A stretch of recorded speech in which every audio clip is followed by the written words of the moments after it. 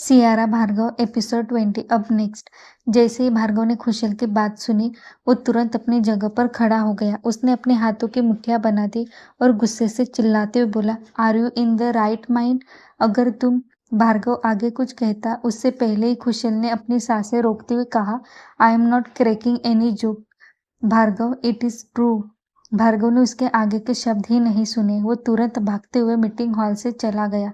जय भी घबरा गया और मैनेजर को देखकर वो तुरंत भार्गव के पीछे चला गया। पर राका ने उसे रोकते हुए कहा, तुम यहाँ ध्यान दो, मैं देखता हूँ। जय ने अपना सर हिला दिया। उसका यहाँ रहना बहुत जरूरी था, इसलिए उसने ज्यादा बात को आगे नहीं बढ़ाया और वो फिर से मीटिंग हॉल में चला गया। जॉनी और राका भार्गव के पीछे थे। भार्गव ने लिस्ट में जाकर तुरंत राका से कहा, गाड़ियां तैयार रखने के लिए कहो और तनिष्क का पता लगाओ। राका उसका इतना भयानक ऑरा और उसकी इतनी ठंडी आवाज सुनकर अंदर तक हिला हुआ था। उसने तुरंत तनिष्क का लोकेशन पूछने के लिए उनके पीछे भेजे गए गार्ड्स को फोन कर दिया। उन गार्ड्स का मेन लीडर, जो इस वक्त सियरा, अन्वी और तृषा को ढूंढने में बिजी था, राका का फोन आता हुआ देखकर बहुत ज्यादा घबरा गया, क्योंकि उसे अच्छे से पता चल गया था ये फोन राका ने नहीं, भार्गव सिंघानिया ने किया था, द ब्लैक ईगल ने। अगर उसे थोड़ी भी खबर लग गई थी उनके होते हुए भी उनकी मास्टर लेडी बॉस गायब है, तो भार्गव सिंघानिया उनका क्या हाल करेगा। ये सोच सोचकर उन सबके रूह उनके शरीर छोड़ने के लिए मानो बेताब हो गए थे। उनकी मास्टर लेडी बॉस मिले या ना मिले, लेकिन सजा तो उनको मिलनी ही थी, और वह भी बहुत डरावनी। सब लोग घबराए हुए थे, फिर भी वो कॉल को इग्नोर नहीं कर सकता था, इसलिए उसने राका का फोन उठाया और कान पर लगाया। तो दूसरी तरफ से राका ने अपनी गंभीर आवाज में उससे पूछा, क्या सिचुएशन है वहां की? उस गार्ड ने घबराते हुए कहा, तृषा मैम, अन्वी मैम और मास्टर लेडी बॉस भी गायब है। अभी तक कुछ पता नहीं चला है। यहाँ पर बहुत अजीब घटना घटी, एकदम से धुआं हुआ और तीनों भी गायब। किसी के बारे में कुछ भी पता नहीं है। फिर राका ने गहरी सांस ली और फिर भार्गव की तरफ देखा, तो वह रेस्टलेस होकर उसे ही देख रहा था, क्योंकि सियारा प्रेग्नेंट थी और उसकी इस हालत में उसका गायब हो जाना बहुत ही रिस्की था। अगर उसे कुछ हो जाता तो वह क्या करता? उसने अपने बालों में हाथ घुमाते हुए कहा, जल्द से जल्द पता लगाओ, मुझे 1 घंटे के अंदर उसकी लोकेशन चाहिए। भार्गव की बात सुनकर उर गार्ड्स ने जल्दी से अपना सर हाँ में हिला दिया और सब लोगों ने जल्द ही अपने अपने पोजीशन लेकर वो लोग तीनों को ढूंढने भी चले गए। तनिष्क वो वही गार्डन पर बैठा हुआ था। उसने तो मानो अपनी सारी शक्ति ही खो दी थी। उसके दिमाग में कुछ नहीं घूम रहा था। वो बुरी तरीके से ब्लैंक हो चुका था। वो अपनी जिम्मेदारी पर उन तीनों को लेकर आ गया था और ऐसा सब कुछ हो गया था। डर के मारे उसकी हालत खराब हो रही थी। भार्गव तो उसे छोड़ेगा नहीं, लेकिन उसकी दोनों बहनें और सियरा, वो लोग कहाँ पर है, कैसे हालत में है, उसने किसने किडनैप किया है, वो ठीक तो होगी? ऐसे अजीब अजीब वाक्य उसके दिमाग में घूम रही थी। उसने अपने बालों को कसकर पकड़ लिया और जोर से चिल्लाते हुए बोला, ओ गॉड, जिस भी इंसान ने ये किया होगा ना, भाई से पहले मैं ही उसे जान से मार दूंगा। कहकर उसने अपने चेहरे पर वही दोनों हाथ घुमा दिए और यहाँ वहां देखने लगा। फिर उसे कुछ याद आया तो वह भागते हुए उस जगह पर चला गया जहां पर सियारा को गोली लगी थी। वहां पर एक छोटी सी बंदूक की गोली गिरी हुई थी। उसने तुरंत उसे देखा और उसे लेकर वो भार्गव के बॉडीगार्ड की तरफ चला गया और उनके हाथ में वो गोली देते हुए बोला, इसे जल्द से जल्द लैब में भेजो और पता लगाओ ये गोली किस चीज की थी, इसमें कौन सा केमिकल था, और फिर ये केमिकल वाली गोलियां कौन यूज करता है उसका भी पता लगा। तनिष्क की बात सुनकर उन गार्ड्स ने जल्द ही रिएक्ट किया और वह लोग उस गोली को लेकर लैब की तरफ चले गए, जो भार्गव का पर्सनल लैब था। अब तक भार्गव भी उस जगह पर पहुंच गया था जहां पर तनिष्क था। भार्गव की गाड़ियां एक लाइन के पीछे आकर खड़ी हो गई, जिसमें कमांडोज, पुलिस, भार्गव के खुद के पर्सनल बॉडीगार्ड, ऐसी 15 से 20 गाड़ियां थी। सभी लोगों को देखकर तनिष्क ने अपना थूक निगला और घबराते हुए उसने अपने गले पर हाथ घुमाया। अब उसकी कोई खैर नहीं थी। वो इतना बेखबर कैसे रह सकता था? भार्गव ने अपनी ठंडी निगाहों से उसे देखा और अपने लंबे कदमों के साथ वो उसकी तरफ बढ़ने लगा। वैसे वैसे तनिष्क अपने कदम पीछे लेने लगा और घबराते हुए वो वहीं से जोर जोर से बोला, मेरी कोई गलती नहीं बड़े भाई, मेरा पूरा ध्यान था उनके ऊपर, मेरी कोई गलती नहीं थी, सब कुछ अचानक हो गया। उसकी बात सुनकर भार्गव ने उसे कुछ नहीं कहा, पर उसके बाद भी उसके कदम रुके नहीं थे। वो तेजी से जाकर तनिष्क के सामने खड़ा हो गया और उसे देखते हुए अपनी ठंडी आवाज में बोला, तुम हवेली जाओ और याद रखना, हवेली में किसी को भी इस बात की खबर नहीं लगनी चाहिए। अगर किसी ने तुम्हें कुछ पूछा तो सीधा सीधा मना कर देना। भार्गव की बात सुनकर तनिष्क ने अपना सर हिला दिया और वह तुरंत वहां से चला गया, क्योंकि वह एक पल भी वहां पर रुकना नहीं चाहता था। वो घर बैठकर भी इस बात का पता लगा सकता था, लेकिन भार्गव के साथ बिल्कुल भी नहीं रुक सकता था, क्योंकि अब तो बहेगी तो खून की नदियां ही, ये उसे पता ही था। भार्गव ने गहरी सांस ली और चारों तरफ देखा। उसने अपने चील जैसी नजरों से पूरी जगह को स्कैन किया, तो एक गार्ड भागते हुए उसके पास आकर खड़ा हो गया और उसे सारी बातें बता दी और फिर उसके बारे में भी बता दिया। दूसरी तरफ सियारा, अन्वी और तृषा एक गाड़ी में बैठे हुए थे। तीनों भी बेहोश थी और आगे 2 आदमी बैठे हुए थे और उनके पीछे 4 आदमी बैठे हुए थे। उनकी गाड़ी तेजी से रास्ते से भागते हुए जंगल की तरफ जा रही थी। सुनसान रास्ता था। शाम का वक्त होने के कारण वहां पर काफी ज्यादा अंधेरा छाया हुआ था। उन पीछे बैठे 4 लड़कों ने सियारा, अन्वी और तृषा को देखते हुए कहा, अभी हमें पहुंचने में काफी वक्त बाकी है। तीनों भी माला माल हैं। क्यों ना हम भी एक एक ट्राई मार ले? क्या कहते हो दोस्तों? उसकी बात सुनकर सब ने मिलकर हंसते हुए कहा, हाँ, वैसे एक को तो हम चख ही सकते हैं, नहीं? वैसे भी खूबसूरती की कोई कमी नहीं है, दारू के साथ चखना भी तो हो। कहकर वो 6 जन जोर जोर से हंसने लगे। नियत उनकी बुरी तरीके से फिसल रही थी, इस बात से अनजान कि वो जिन पर बुरी नजर डाल रहे थे वो द ब्लैक ईगल की फैमिली थी। वो सब लोग अन्वी, तृषा और सियारा को हवस भरी निगाहों से देख रहे थे। तभी उनमें से एक का फोन रिंग करने लगा, जिसे सुनकर उन लोगों ने फोन उठाया और कान पर लगाया तो दूसरी तरफ से कड़कती आवाज आई, इतनी देर क्यों लग रही है तुम लोगों को? कहाँ तक पहुंचे हो तुम लोग? जिसने फोन उठाया था तुरंत उसकी जुबान फिसल गई और वो हड़बड़ाते हुए बोला, सब ठीक है बॉस, बस अभी पहुंच रहे हैं। ठीक है, जल्दी आओ, वक्त कम है हमारे पास। उन लोगों को बॉस ने ये कहकर फोन रख दिया। फिर वो लोगों ने अपने दिमाग में आए विचार को छोड़ दिए और गाड़ी का स्पीड बढ़ाकर वो जंगल के अंदर आ गए। अभी भी तीनों बेहोश थी, जिस कारण उन्हें कोई खबर नहीं थी। आखिर जंगल के काफी अंदर तक आने के बाद उनकी गाड़ी एक जगह पर रुक गई, जहां पर 2 मंजिला टूटा हुआ घर था। काम भी काफी पुराना लग रहा था, जिस कारण दीवारों पर हल्के हल्के छोटे छोटे घास और शैवाल आए हुए थे। जब वो लोग उस घर के सामने आकर रुके गए तो अंदर से कुछ 2-3 लोग बाहर आ गए और उन्हें देखकर लड़कियों के बारे में पूछते हुए बोले, कहाँ पर है लड़कियां, ठीक तो है ना? उनमें से एक लड़का, जो उन्हें सियारा, तृषा, अन्वी को हवस भरी नजरों से पहले देखते हुए बोल रहा था, कमेंट्स कर रहा था, उसने अपने सामने खड़े आदमी को देखकर पूछा, आखिर क्या है इन लड़कियों में जो तुम सब लोग इनके पीछे पड़े हो? उस आदमी ने उस लड़के को घूरते हुए कहा, ये कोई आम लड़कियां नहीं है, कामिश खन्ना की शिकारी है, अरबाज खन्ना का बेटा। अरबाज का नाम सुनते ही वो लोग घबरा गए और जल्दी से एक दूसरे को देखते हुए इशारों में ही बोले, ठीक हुआ जो हमने उन्हें छुआ नहीं, नहीं तो पता नहीं हमारे साथ क्या हो जाता। नौकरी तो जाती ही जाती, खाली पीली जान भी गंवा देते। उन लोगों ने अपने माथे पर आए पसीने को साफ किया और अपना सर हिलाते हुए कहा, उन्हें हम सेफली लेकर आए हैं, वो गाड़ी के अंदर बेहोश पड़ी है, अभी तक उन्हें होश नहीं आया है। उन लोगों ने जल्दी जल्दी रिएक्ट करते हुए अन्वी, तृषा और सियारा को उस घर के अंदर लेकर चले गई और चेयर पर बैठाकर उन्हें बांध दिया। वैसे ही सेकंड फ्लोर पर मौजूद कामेश जल्दी जल्दी सीढ़ियां उतरते हुए नीचे आया। सामने ही सियारा को देखकर उसके दिल को सुकून मिल गया।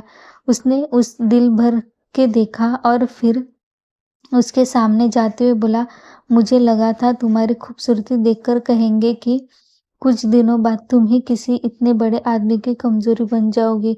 ये तो मुझे पता ही नहीं था। कामेश की बात सुनकर सियारा ने अपनी आंखें बंद करते हुए ही कहा, अच्छा हुआ जो पता चल गया। अगर पहले पता चलता तो तुम जैसा शिकारी हाथ कैसे लगता। सियारा की बात सुनकर कामेश, जो उस शिकारी नजरों से देख रहा था, उसके मुंह से यह शब्द सुनकर वह एकदम से शॉक हो गया। उसने हैरान होते हुए सियारा को देखा और उसके एकदम नजदीक जाकर खड़ा हो गया और उसे देखते हुए बोला, इसका मतलब तुम्हें होश आ चुका है। तो यह नाटक किस लिए था। सियारा ने अपनी आंखें खोल दी और अपने हेजल आंखों से कामेश को बुरी तरीके से घूरते हुए बोली, नाटक तो करना पड़ता है ना, तभी तो शिकारी अपने जाल में फंसता है। नहीं कामेश खन्ना, अगर तुम्हारा खेल पहले पता होता तो थोड़ी सौगत के साथ ही यहाँ पर पहुंच जाते। सियारा की कुछ भी बात कामेश को समझ नहीं आ रही थी। वह एकटक सियारा को देख रहा था और उसके चेहरे में, उसके आंखों में कुछ ढूंढने की कोशिश कर रहा था, पर नाकामयाब, सिर्फ नाकामयाबी साबित हो रहा था, क्योंकि उसे कुछ भी उसके आंखों में नहीं मिल रहा था। वही शांत सी उसके हेजल आंखें और वही खूबसूरत सा शांत सा चेहरा। सियारा की आवाज एकदम गंभीर और ठंडी थी। उसे आज से पहले कभी भी कामेश ने ऐसे नहीं देखा था। उसका ये रूप भी है, ये वो आज ही जान पाया था। सियारा ने सीधा बैठते हुए कहा, बताओ तुम्हें क्या चाहिए जो तुम मुझे यहाँ लेकर आए हो, और दुश्मनी मुझसे है ना, तो तुम मुझसे ही निपट लो, इन दोनों को छोड़ दे। सियारा की इतनी ठंडी आवाज सुनकर कामेश एकदम से सकपका गया और उसे देखते हुए बोला, क्यों छोड़ू मैं, मेरी मर्जी। तुम मुझे धोखा दे सकती हो तो मैं क्यों नहीं।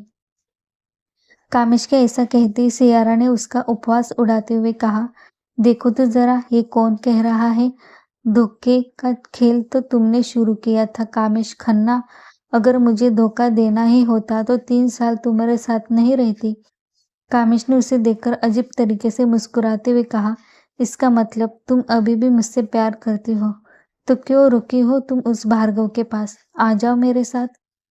कामेश की बात सुनकर सियारा एकदम से शांत हो गई, फिर धीरे धीरे मुस्कुराने लगी। उसकी अजीब सी मुस्कुराहट देखकर कामेश के साथ साथ सब लोग सुन्न पड़ गए, पर सियारा की मुस्कुराहट कम नहीं हो रही थी। उसकी मुस्कुराहट धीरे धीरे और ज्यादा वाइल्ड वाइल्ड होती जा रही थी और अब वह जोर जोर से हंसने लगी। उसकी वह हंसी देखकर कामेश के हाथ पैर ठंडे पड़ गए।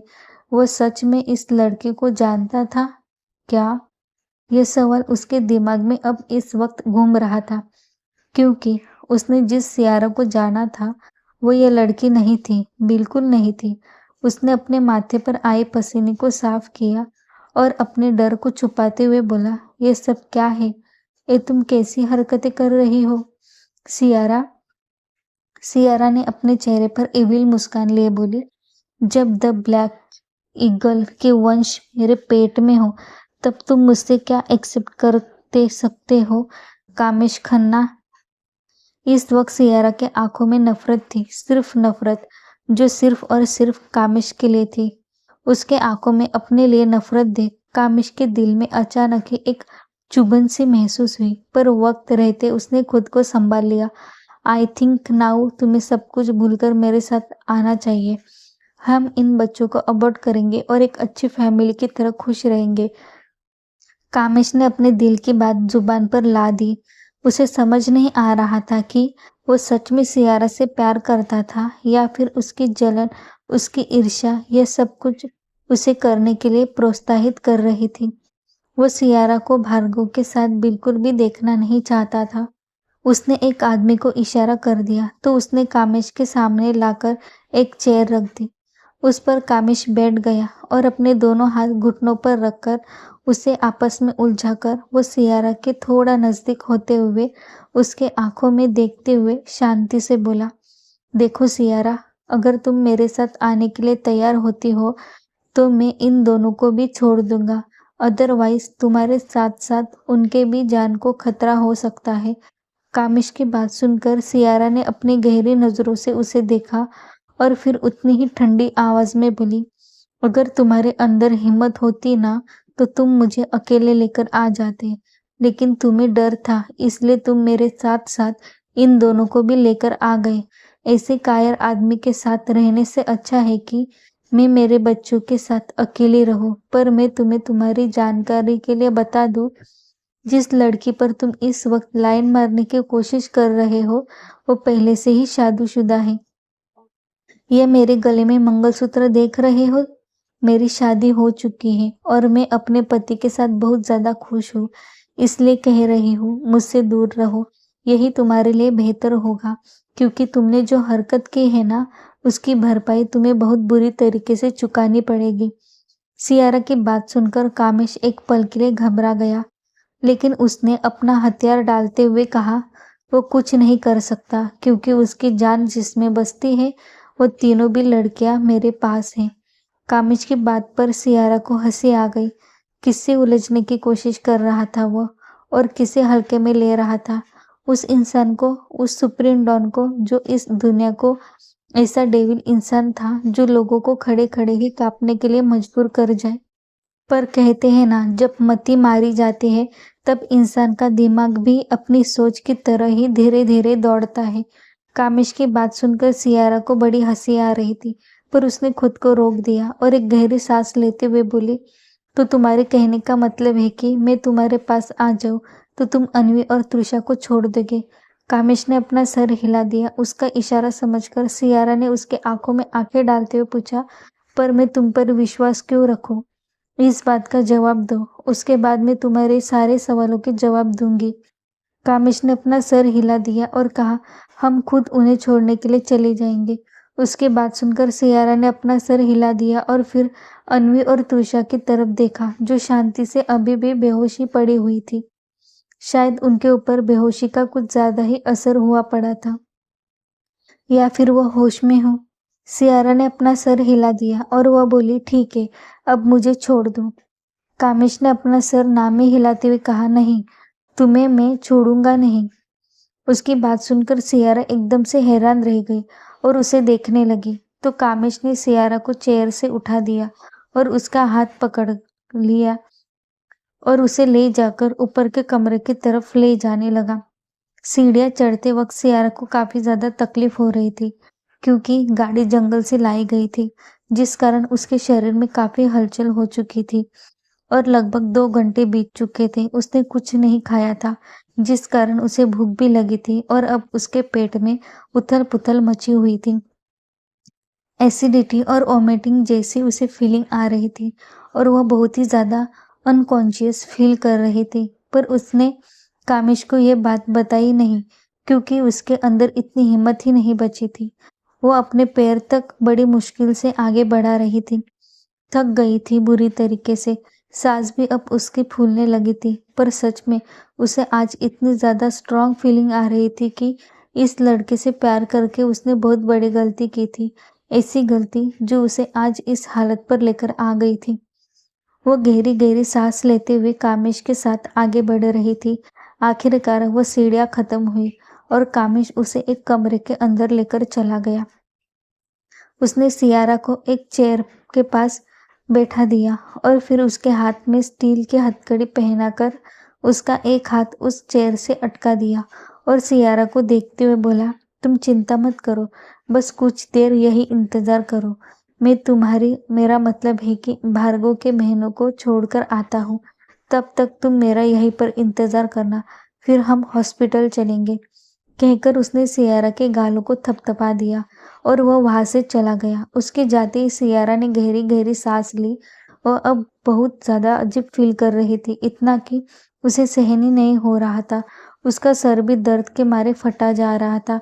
उसने अपने पेट पर एक हाथ रखा और लगभग रोते हुए बोली, हिम्मत मत हारना मेरे बच्चों, बस कुछ देर इंतजार करना। आपकी मम्मा स्ट्रांग है, आपको भी स्ट्रांग बनना ही पड़ेगा। कहकर उसने दीवार से अपना सर टिका दिया। लगभग 10-15 मिनट बाद उसे गाड़ियों की तेज आवाज आने लगी। वो आवाज इतनी कर्कश आवाज थी कि आवाज सुनकर ही सियारा का दिल सुन्न पड़ गया। वो घबरा गई, कामिश ने उसे धोखा तो नहीं दिया? अन्वी और तृषा ठीक तो होगी ना? सोचकर वो बहुत अपनी जगह पर खड़ी होने की कोशिश करते हुए वो बड़ी ही हिम्मत करके खिड़की का सहारा लेकर खड़ी हो गई और खिड़की से बाहर देखने लगे। उस तरफ पीछे का हिस्सा होने के कारण उसे सिर्फ आवाज सुनाई दे रही थी और कुछ नहीं। घबराकर सियारा ने अपने मुंह पर हाथ रखा। उसे अब समझ नहीं आ रहा था वो क्या करे। उसने अपने हाथ को देखा जो हथकड़ी से कैद कर रखा था। उसने भगवान का नाम लिया और अपने हाथ को एकदम ढीला छोड़ दिया और उस हथकड़ी को अपने हाथों से नीचे उतारने लगे, जिस तरह से हम चूड़ियां उतारते हैं। सियारा का पूरा हाथ छिल गया था, पर उसने हिम्मत नहीं हारी थी। पूरे हाथ से खून निकल रहा था। जैसे तैसे करके उसने बड़ी मशक्कत के बाद अपने हाथ को से वह हथकड़ी निकाल दी और अपने हाथ को देखने लगी। छूटने की खुशी उसके चेहरे पर साफ साफ नजर आ रही थी। उसने गहरी सांस दी और वो धीरे कदमों के साथ दरवाजे के पास जाने लगी। उसे जहाँ पर जितनी भी बड़ी बड़ी चीज नजर आ रही थी, उसका सहारा लेते हुए वो आखिरकार दरवाजे के पास पहुंच गई। तो वहां का नजारा देखकर वो एकदम से हैरान और खुश हो गई, क्योंकि नीचे भार्गव के पूरे बॉडीगार्ड्स फैले हुए थे। अन्वी और तृषा होश में आ चुकी थी। वो खुशल के पास खड़ी थी और खुशल उनके बालों को सहलाते हुए उन्हें वहां से ले जाने की कोशिश कर रहा था।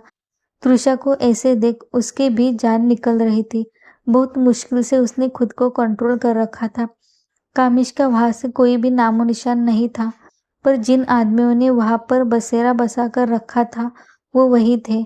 भार्गव को देखकर पहले ही उनकी पैंट गीली हो चुकी थी, क्योंकि अब भार्गव सिंघानिया को गली का बच्चा बच्चा तक जानता था। आखिरकार सुप्रीम डॉन बन गया था और यह बात किस तरह से वायरल थी, इसका जवाब किसी के पास नहीं था। एक दिन में उसके करोड़ों में फॉलोअर्स बढ़ चुके थे। सोशल मीडिया पर तो उसकी न्यूज़ अभी तक ट्रेंडिंग पर थी और न्यूज़ चैनल पर भी सुप्रीम डॉन के बारे में ही बताया जा रहा था। ऐसे में कैसे वो लोग भार्गव सिंघानिया को नहीं जान पाएंगे। वो घबरा कर मुर्गा बनाकर एक जगह पर बैठे हुए थे और भार्गव से माफी मांग रहे थे। भार्गव आराम से सोफे पर पैर फैलाकर बैठा हुआ था और अपनी ठंडी और डरावनी निगाहों से उन सबको देख रहा था। उसकी ऐसी नजरें देखकर तो वह लोग पहले ही हिम्मत हार चुके थे। भार्गव ने अपनी दबंग और डरावनी आवाज को और ज्यादा डरावना बनाते हुए उनसे पूछा, किसके कहने पर किया था ये सब कुछ? भार्गव की वह डरावनी और कर्कश आवाज पूरे उस पुराने घर में फैल गई, जिस कारण दीवारें तक हिल गई। भार्गव की बात सुनने के बाद भी उन लोगों ने अपना मुंह नहीं खोला, क्योंकि अगर वह ऐसा करते तो उनके जानने के बाद उनका और भी अड्डा था, वो लोग भी परेशानी में आ जाते। इसलिए उनमें से किसी ने भी अपना मुंह नहीं खोला। अब तक भार्गव के बॉडीगार्ड्स ने उन्हें अच्छा खासा पीट दिया था। भार्गव ने अपना सर हिला दिया और अपनी जगह पर खड़ा हो गया और वह सीढ़ियों की तरफ जाने के लिए पीछे घूम गया। वैसे ही सब लोगों ने चैन की सांस ली। भार्गव ने 2 कदम लंबे लंबे आगे बढ़ा दिए और तुरंत अपने पैंट के पीछे से जेब में रखी हुई बंदूक निकालकर बिना पूछे मुड़े ही सब लोगों को गोले से उड़ा दिया। लेकिन उनके बीच में मौजूद बॉस अभी भी जिंदा था। इतना सटीक निशाना कि उसे छोड़कर बाकी सब मर चुके थे। उस बॉस ने अपना थूक निगला। डर के मारे उसकी 2 बार पैंट गीली हो चुकी थी और अब वह बस बेहोश होना बाकी रह गया था। पंगा जो उन्होंने भार्गव सिंघानिया से लिया था। भार्गव ने अपनी बंदूक के नोक पर फूंक मारी और उसे फिर से पैंट के पीछे वाले जेब में डालते हुए अपने दमदार आवाज में बोला, कचरा साफ करो और इसे उठा लो। कहकर वो सीढ़ियों की तरफ बढ़ने लगा तो उसकी नजर सामने चली गई। सियारा वहीं पर खड़ी अपने आंखों में आंसू लिए उसे देख रही थी। उसे देखकर अचानक ही भार्गव अपनी जगह पर रुक गया। उसके हाथों से खून बहकर धीरे धीरे सीढ़ियों से नीचे आ रहा था। सियारा की हालत इस वक्त ऐसे हो गई थी मानो उसके अंदर जान ही ना बची हो। उसे इस हालत में देखकर भार्गव का दिल जोर जोर से धड़कने लगा। उसने तुरंत मूवमेंट की और उसकी तरफ जाते हुए उसके कमर में हाथ डाला तो सियारा ने मुस्कुराकर अपना सर उसके सीने पर रख दिया। उसके इस हरकत पर भार्गव का दिल मानो धड़कना ही भूल गया।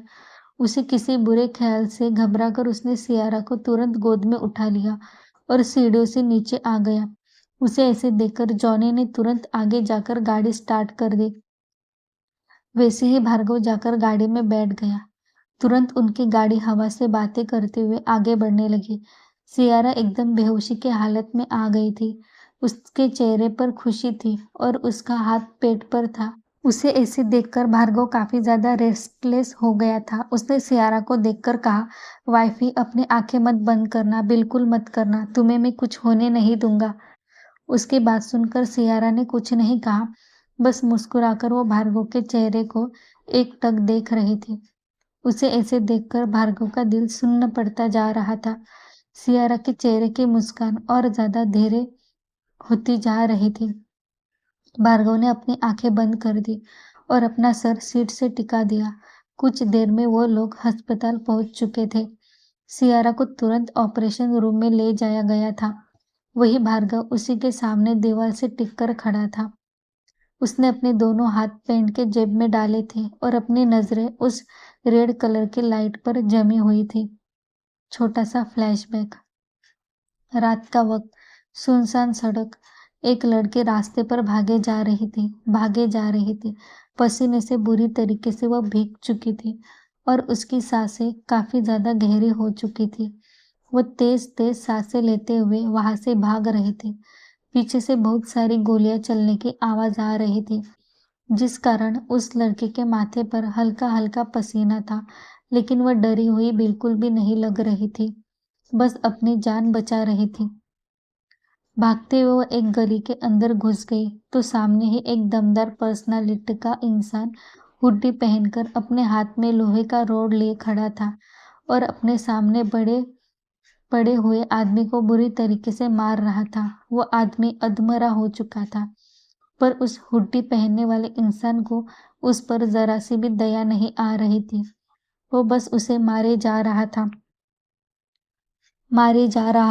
आखिरकार वो इंसान मर गया तो वो हुड्डी वाला इंसान पीछे की तरफ मुड़ गया। उसके कानों में तेज चिल्लाने चलती हुई सासू की आवाज आ रही थी। उसने उस तरफ देखा तो वहां पर एक लड़की खड़ी उसे ही अपनी आंखें बड़ी बड़ी करते हुए देख रही थी, जिसे देख उस हुड्डी पहने हुए आदमी के चेहरे पर गहरी मुस्कान आ गई और वह धीरे धीरे कदम बढ़ाते हुए उस लड़की की तरफ आगे बढ़ने लगा। उस आदमी को अपने नजदीक आता हुआ देखकर वो लड़की अपने कदम पीछे लेते हुए बोली, यह तुम्हारा 5वां मर्डर है। उस लड़की की बात सुनकर उस हुड्डी पहने वाले लड़के के चेहरे पर और डरावनी मुस्कुराहट आ गई। उसने अपने चेहरे पर इविल मुस्कान ले उस लड़की को देखा, ऊपर से नीचे तक देखा और कहा, बस 5 तक ही गिनती कर ली और कल रात की गिनती तो तुमने मुझे बताई ही नहीं। हुड्डी पहने वाले लड़के के मुंह से इस तरह की बात सुनकर वो लड़की बुरी तरीके से जम गई और थोड़ी सी घबराते हुए बोली, ये तुम क्या कह रहे हो? वो डरावना हुड्डी पहने वाला इंसान अब तक उस लड़की के सामने आकर खड़ा हो चुका था। उस लड़की ने भी इस वक्त हुड्डी पहनी हुई थी। हुड्डी पहने वाला इंसान उस लड़की के सामने खड़ा हो गया और उसने एक झटके में उस लड़की के सर से हुड्डी निकाल दी। वैसे ही उसके पूरे खुले बाल उसके चेहरे पर, कुछ पीठ पर फैल गए तो कुछ चेहरे पर।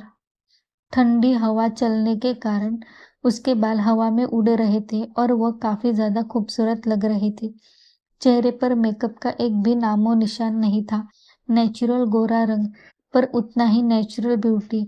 उसके रेड कलर के होठ, छोटी सी नाक और उसकी वो आंखें, उफ, उसकी हेजल आंखें काफी ज्यादा खूबसूरत थी। वो लड़का बहुत ही डरावनी तरीके से अपनी गर्दन को टेढ़ी मेढ़ी राइट साइड और लेफ्ट साइड घुमाते हुए उस लड़की के चेहरे को देख रहा था। उसने अपना हाथ आगे बढ़ाया। उसकी यह हरकत देखकर वह लड़की थोड़ी सी घबरा गई और 2 कदम पीछे होते बोली, मुझे छुओ मत, मर्डर करने वाले लोगों के हाथ से। उसकी बात सुनकर उस आदमी को बड़ी हंसी आ गई, पर उसने अपने इमोशंस पर कंट्रोल रखा। तभी वह लड़की जोर से चिल्लाई, पीछे देखो, तुम्हारे पीछे कोई है। उस लड़की की बात सुनकर उस लड़के ने हल्का सा पीछे मुड़कर देखा तो वहां पर 2 आदमी अपने हाथ में हॉकी स्टिक लिए खड़े थे, जिसे देखकर उस लड़के ने अपनी गर्दन को बुरी तरीके से मसल दिया और पीछे घूम गया। वैसे ही वह लड़की वहां से भाग गई। उसे भागता हुआ देखकर उस लड़के ने जोर से चिल्लाते हुए कहा, रुक जाओ, मुझे अभी तक मेरे सवालों के जवाब नहीं मिले हैं। Wait little girl. पर वो लड़की उसकी बात सुनने के लिए वहां पर मौजूद ही नहीं थी। पर शायद अब ये बात उस लड़के के दिमाग में वो बात रह गई थी और वो उसे एकटक देखता रह गया था। इतना सीन याद आते ही भार्गव ने एक झटके में अपनी आंखें खोल दी, तो सामने वो रेड लाइट कब धीरे धीरे कम होते हुए नजर आ रही थी और अब वो ऑन लाइट बंद हो चुकी थी और दरवाजे खुल चुके थे। दरवाजे से बाहर निखिल और नीमा आ रहे थे। दोनों के चेहरे पर परेशानी के भाव थे। उन्हें ऐसे देखकर भार्गव थोड़ा सा घबरा गया और एकटक उन दोनों को देखने लगा। उसे इस तरह से देखकर नीमा पीछे हो गई और घबरा कर बोली, इस सन के आदमी से तुम ही निपट लो, मुझसे नहीं होगा। क्या सियारा ठीक होगी या इस हमले में खो देगा भार्गव सियारा के साथ अपने बच्चों को भी? जानने के लिए जुड़े रहे कहानी के साथ। Thanks for watching. कहानी को आगे जानने के लिए चैनल को सब्सक्राइब करो और बेल आइकन को प्रेस करना ना भूलें, ताकि जैसे ही कहानी के एपिसोड पब्लिश हो आप सबको तुरंत नोटिफिकेशन मिल जाएगा।